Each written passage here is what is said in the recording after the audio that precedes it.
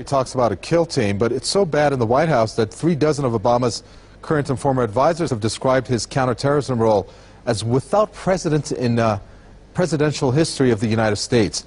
Why has this U.S. President, Barack Obama, who's won a Nobel Prize, been the most aggressive U.S. president on this issue and on assassination drones?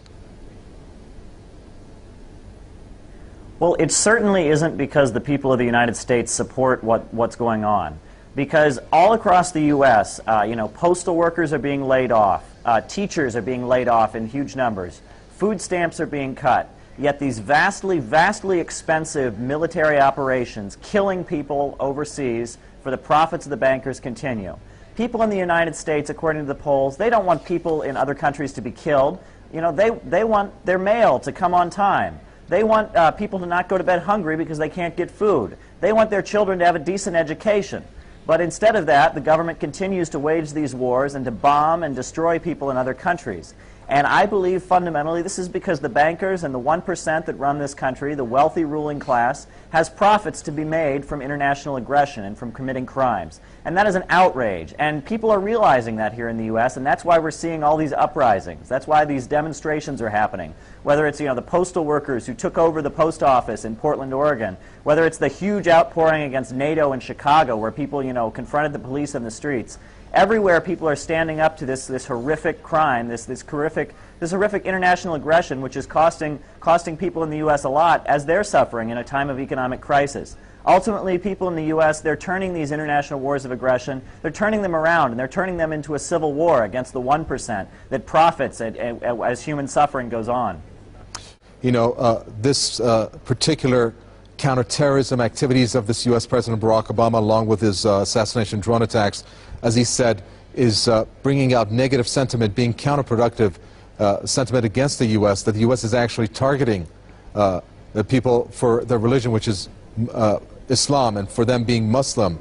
How does that make you feel when you hear that America is being viewed this way and accelerated into this mode of thinking through this U.S. president? Well, first of all, what Obama is engaging in is not counterterrorism.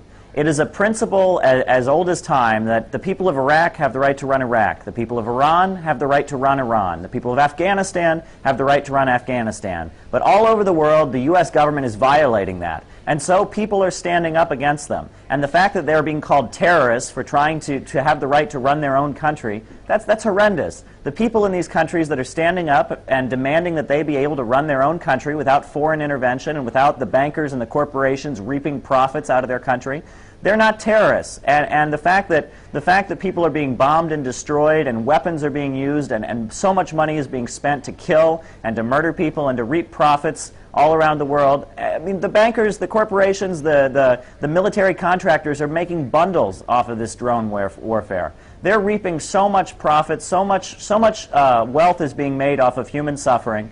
And yet all across the U.S., again, teachers being laid off, postal workers being laid off, whole post offices being closed, food stamps being cut, all kinds of services being cut, trillions of dollars in student debt, and where is the money going? The money is going to murder people in other countries. And who are these people that are being targeted? People who are standing up against foreign aggression, something that is a basic human right. People have the right to run their own country, and the fact that they're being branded as terrorists for it is horrendous, and it's an outrage. If another country invaded the U.S., I'm sure many people in the U.S. would fight off the invaders. So to label the people around the world that are fighting imperialism and fighting those attacking them as terrorists and to bomb them and to destroy them in response, that's a crime, and it should be opposed.